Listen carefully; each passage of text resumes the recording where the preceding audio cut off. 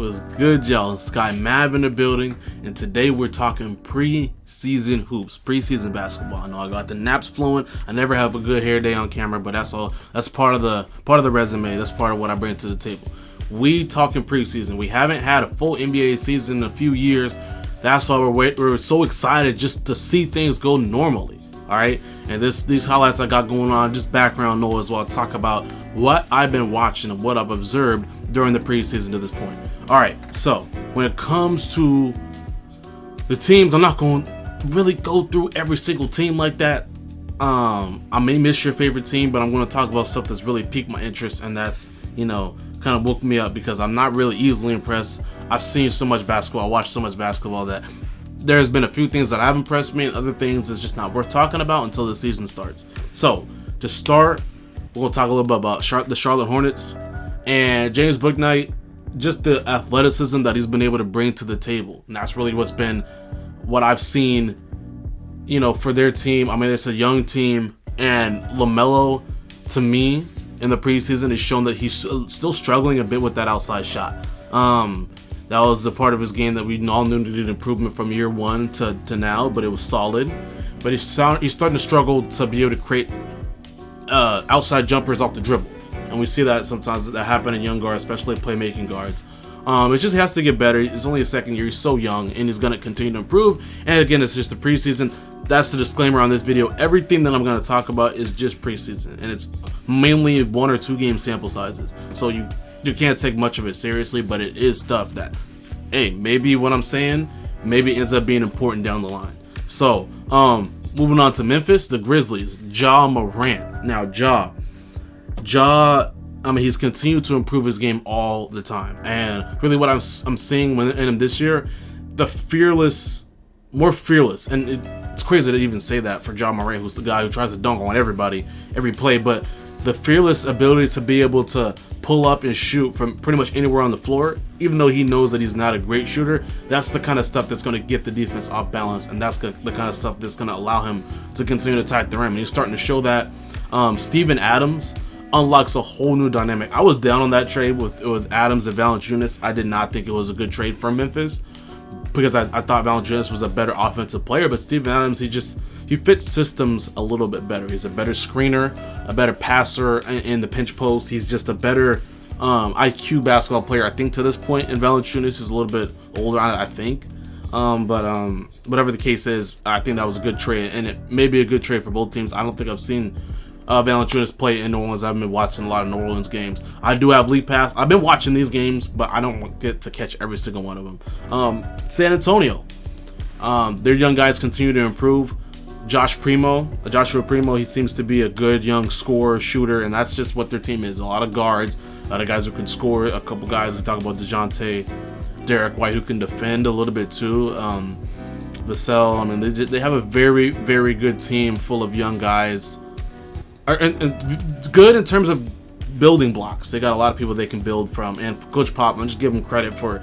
I really thought it was going to be the end of his tenure as a coach when this moment happened, when he was going to be really rebuilding a lot of young guys. When Tim, Manu, Tony, when they all left, I thought Pop was going to be, this is going to be the twilight years of his career. But he's shown that he's still ready to coach and is ready to start a new challenge as coaching a younger rebuilding team. And I got to give props to Pop for that and for what he did with Team USA.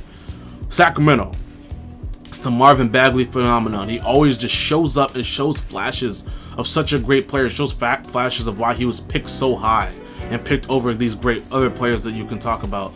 And it's just the ability is just there. The talent is there. It's just the ability to put it all together, and he hasn't been able to do that yet. But as for the rest of the Sacramento Kings, again, I'm not talking about everything, but for Bagley, he's going to be the person that, if they want to go make the playoffs, they want to go over the top, he's going to be the person that's going to bring them there. The Phoenix Suns. What I've seen from the Suns really is just the emphasis on their identity behind Chris Paul and how well that team moves the basketball. They destroyed the Lakers on their second preseason game, and it was really just the ball movement and the shooting. I mean, that's just the two things that they do better than a lot of teams in the Western Conference, maybe better than any team in the Western Conference. Just move the ball around and take high percentage shots and just elite in the pick and roll. And that's why more like a team concept that I'm looking at that's exciting for Phoenix going forward. After what we've seen in preseason. The Clippers, I ain't got nothing to talk about. Terrence Mann's good. They don't really have a lot of young players. We'll just have to see. That's going to be a team we're going to be watching the regular season. The Nuggets, really two guys I want to talk about. First, Michael Porter Jr. There's just his ability to just keep getting better. A lot of people wanted to bash the contract that he got, but he just is so talented. You know, he has the ability to really to shoot the ball from anywhere on the floor. At 6'10", can handle the ball a little bit. That's continuing to improve. He needs to improve at the defensive end, but he's fearless. He shoots his shots.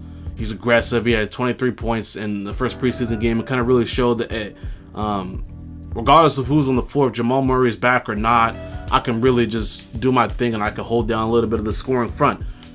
Aaron Gordon is not the second guy I want to talk about, but a quick point. Aaron Gordon, I'm wondering what his game plan is. Just watching him in these games, he looks like he runs around, tries to get the balls closest to the basket, and then tries to get to the free throw line or tries to finish layups. I just don't really know his role in the team, even though they did extend him. I didn't really know it last season, but we'll see. I mean, maybe he brings intangibles to the fore that I just don't see. Maybe I need to watch more Nuggets games.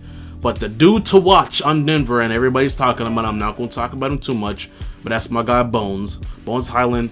His ability to create off the dribble, his dribble, they call him a mini Iverson. I wouldn't go that far, but his ability to create, his creation is just through the roof. I mean, what he can do, his finishing, his shooting, he just looks like he's he's smaller, he's skinnier, but he can just put the ball in the hole.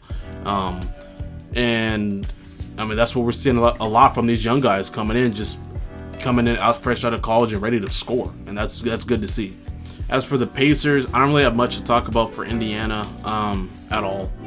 So, I mean, Chris Duarte is fine, but we'll move on. The Knicks, they just have more scoring options now.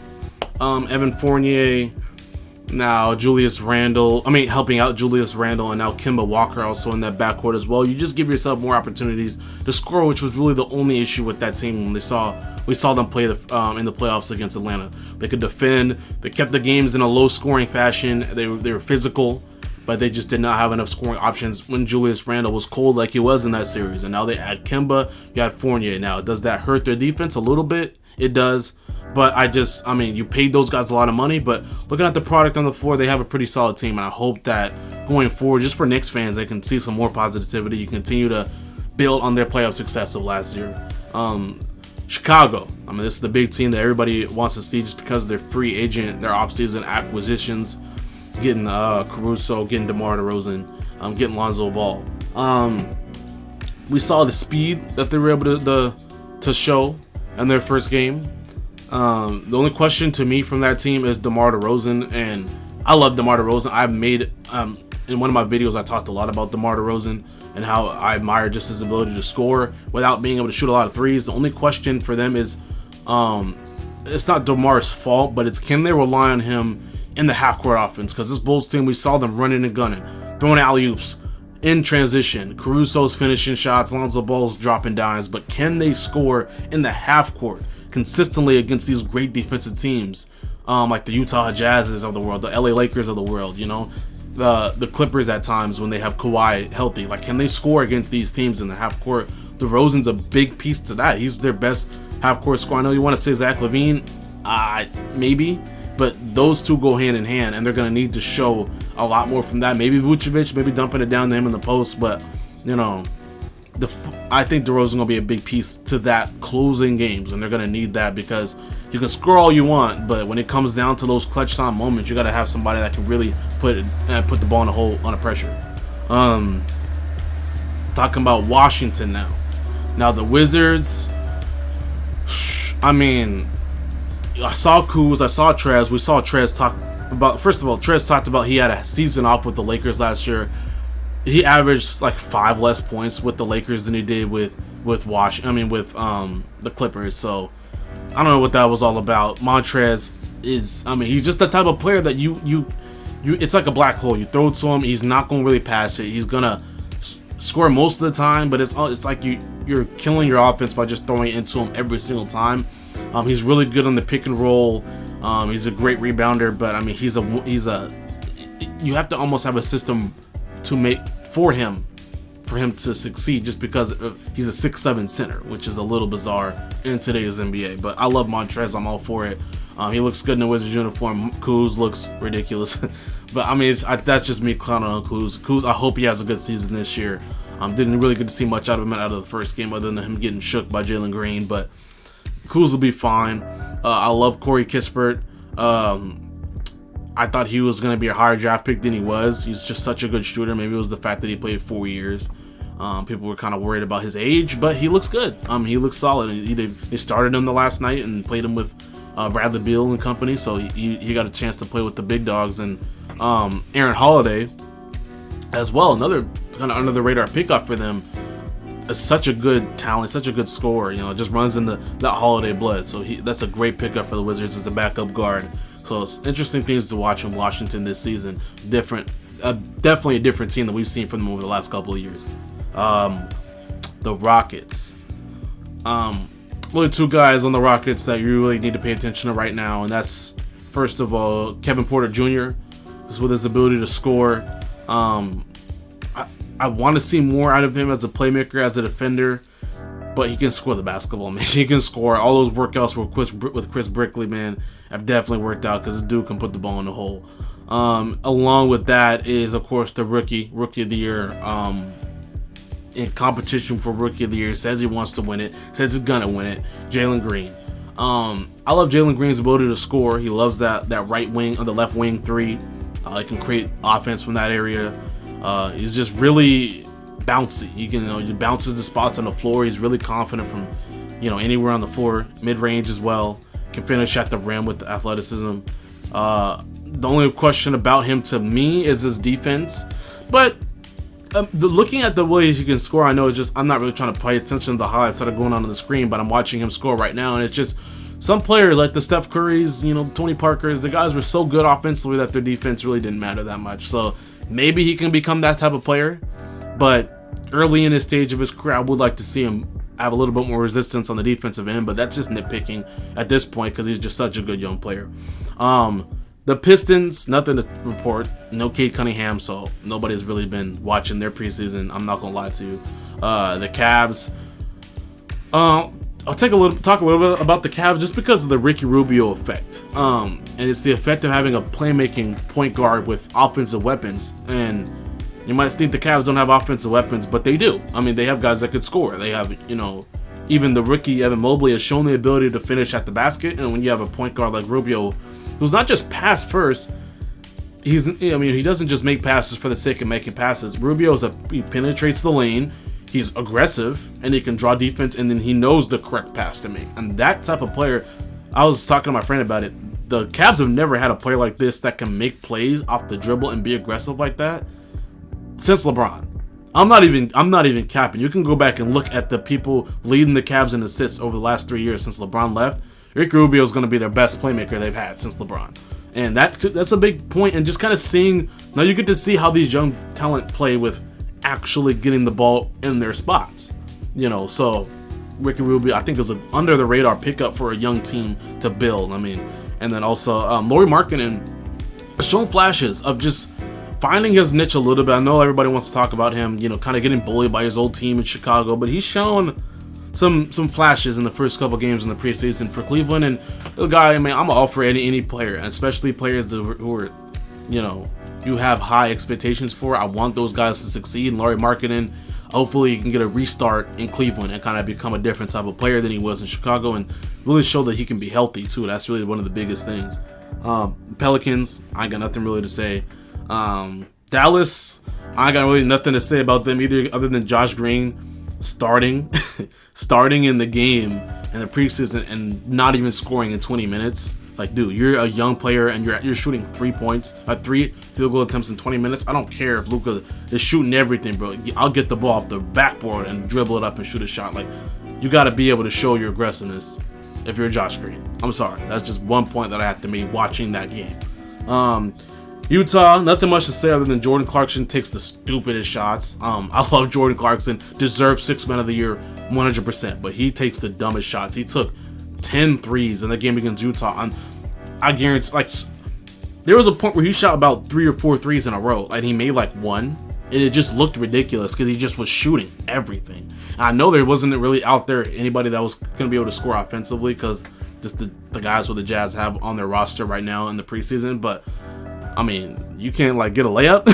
Dude, come on. Shot 10 threes out of his 11 shots, and it went 2 for 10. I mean, like, that's Jordan Clarkson for you.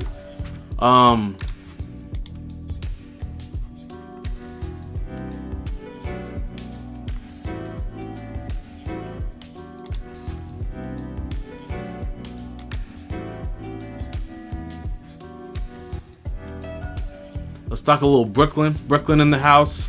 Cam Thomas, this dude can put the ball in the hole too.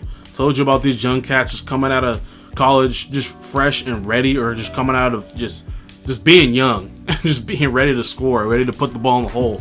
That was young back in the day. I mean, that was rare back in the day to have a player that could just come out and just score like these young guys are doing. I know it's preseason, but once again, Cam Thomas, I mean, 21 points against the Lakers. He was really good in his preseason debut against grown men and other good players, and I want to continue to see that out of Cam Thomas if he gets playing time. The question is for the Nets. I mean, I don't understand why they traded Sekou Doumbouya. I mean, he's gonna be a free agent now. I don't know why no team wants him. He just looks skilled and looks like he has size and the ability to defend, the ability to rebound to me. I don't know why. And I don't know why they traded him. And Nicholas Claxton is a guy that I've just seen, and I've been high on him at times. The team is so high on him, but I just don't. He just still needs to put it all together. And maybe it just comes with this body. He's just a little skinny. Maybe he just needs to put on some size because he's just always almost there. And then you kind of look back and you're like, maybe he's not ready yet to be a starting center in the NBA. But we'll see. For the Lakers, my squad, just the young guards, Talon, Kendrick Nunn, sorry. And I was thinking Chris Dunn.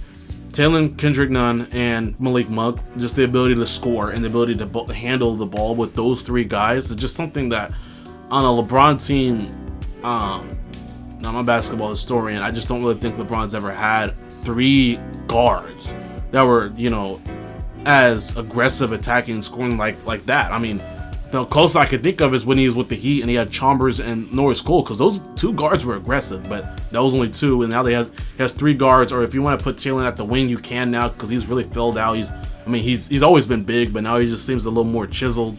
I'm excited just to see that. I don't know how much Malik Monk and Kendrick Nunn will play for the Lakers, throughout this regular season, but they can score.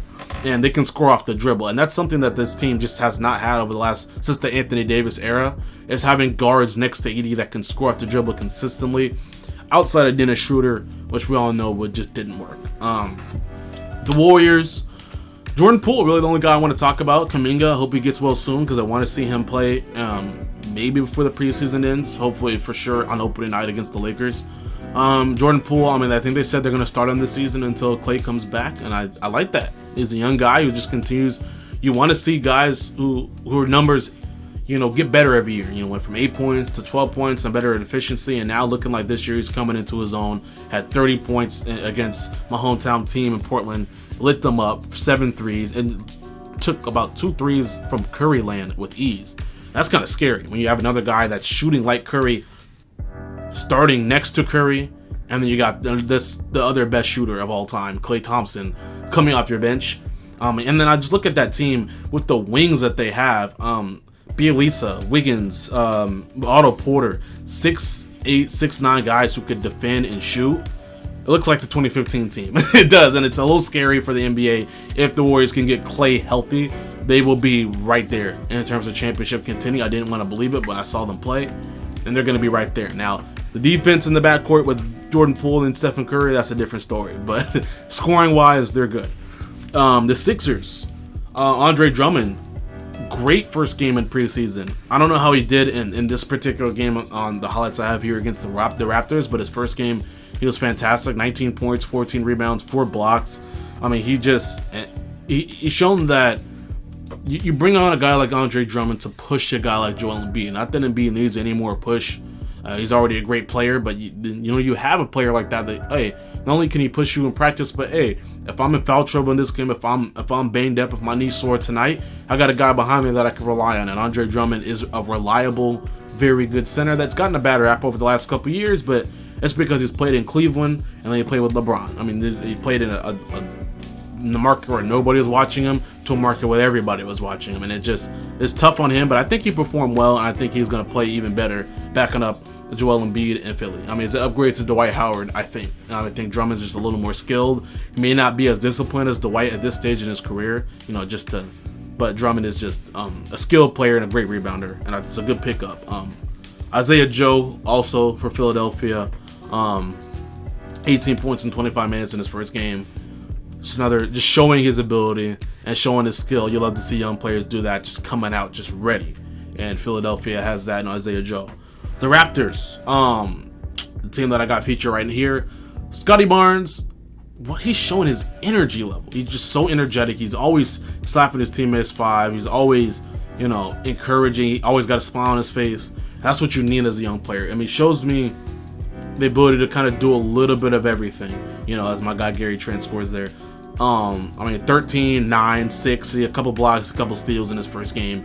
Just everywhere out there on the floor. It looks like there's like 3 or 4 of them on the court. You need one of the Scotty Barnes on your team, and the fact that you can get it in rookie form is even better. If you know what I'm talking about. If you're a real hooper, that'll make sense to you.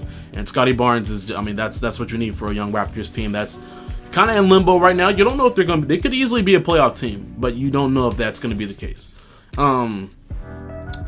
And OG continues to get better. Precious Achiuwa is a young pickup that I love his game. Justin Champagne on the 2-way contract had 18 points in his first game, and they found a crop of young guys that could score. And we'll see what happens with this Raptors team. One of the biggest question marks this season. I'm getting down to the last few teams. The Celtics, Jaylen Brown got that thing today. Unfortunate. Hope he gets better. He's going to be reevaluated. Of course, he'll be back in the lineup soon after getting the virus, but he is still playing really well. 25 points in very little playing time in the first game. Jason Tatum also showed the ability that he's just fine. Those two guys, I keep harping on it. It's going to be their year to really turn into mega stars. They both need to get to around the 30-point per game average, and I'm not even kidding, if this team wants to compete for a championship, because it's just really those two are your main sources for scoring on that team. They have a decently built team, but it's not perfect, and those two are going to have to make up for the deficiencies of the rest of the Cats. The Magic, Cole Anthony just keeps getting better. Really a shorter guy that can rebound well. I think that's one of his most underrated skills. He can rebound pretty well as a smaller guard. Kyle Lowry, the Kyle Lowry effect on Miami. What a pickup. This is a guy that he's just a bull in a china shop, but he's just so, at the same time, under control. Knows where everybody is on the floor, knows his spots on the floor, doesn't need to shoot. If he can dominate a game without scoring. Kyle Lowry's always been that way and has been taken for granted for so many years playing with this Raptor team. I'm so happy that he was able to win a championship a couple years ago, because we're going to look back and that's really going to validate him as, to me, possibly a Hall of Fame player. And he's playing, his ability with Jimmy. Tyler Hero is balling in preseason. Duncan, who just got paid. You got Markieff Morris now. It's just, I love Miami's team. I really do. I think that team, to me, I haven't done my predictions for this season, but I think they're going to be pretty high up there because I love the Heat team that they put together. And the last team, Minnesota, really just I saw the Patrick Beverley effect. A lot of people wanted to hate on Patrick Beverley for what he did against Chris Paul, pushed him in the back. We've seen worse. We've seen worse than somebody get pushed in the back blindsided in the NBA. I'm a person who I grew up watching 70s, 80s basketball. It's not right what he did, but I've seen worse. So, I'm not going to cancel Patrick Beverley because he pushed Chris Paul after. No, that's fine. Giannis hip checked Mike Dunleavy after they were losing in a playoff series too, and nobody wants to talk about that. And Beverly's looked like he's found a home in Minnesota because he's such a strong-willed guy. and I think that's really that's rubbing off on Karl Anthony Towns. And D'Angelo Russell's always been tough-minded, but really Cat, I'm seeing us benefiting from having Patrick Beverley on the team. Just a guy who's going to punch his chest, who's going to get in his face and be like, hey, we need you. Hype him up. And Cat has looked really aggressive. I think this is going to be his year to really just put himself on the radar and put Minnesota on the radar. We haven't heard anything from Minnesota since they had Jimmy Butler. So, I hope that Patrick Beverley really ramps this team up in terms of his intensity level, his defense, and maybe they get a little bit more in the package coming soon. Looking with this team I got on the screen right now, but I'm not gonna make any conspiracies. Not even gonna go there. Hope you guys enjoyed this video. If you guys are excited for the regular season to start, please like and subscribe, because I'm gonna have content like this all season. Appreciate you guys. SkyMav out.